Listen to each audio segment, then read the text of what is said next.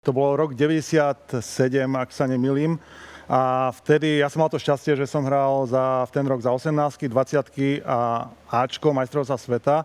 A my sme mali to šťastie, že vtedy tréneri Jožko Golonka s Vincom Lukáčom a nás, dvoch 17-ročných, aj spolu s Jirkom Bicekom vybrali do tohto tímu a mali sme sa pobiť o tie fleky a obidvaja sme to urobili, tento mužstvo.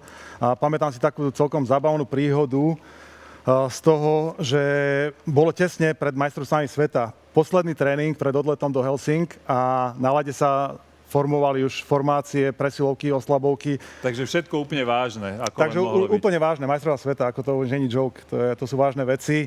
Tak ja som úplne taký nažhavený, ja som ani nespával, mňa to tak bavilo vtedy. No a prišla situácia, keď sa na ľade Jožko Golonka rozkreslil a všetci tam stáli okolo a zrazu začal zvoniť mobilný telefón. V 97. Tak všetci sme sa takto na seba pozerali, že to čo je. A zrazu Jožko Golonka hovorí, že Vinco, zober to za mňa. Odkorčoval si takto 5 metrov, asi odopol tú bundu, vyťahol tú tehlu a hovorí, že kurva chlapi, však som vám povedal, že tie škrydle vyhoďte vedľa toho domu.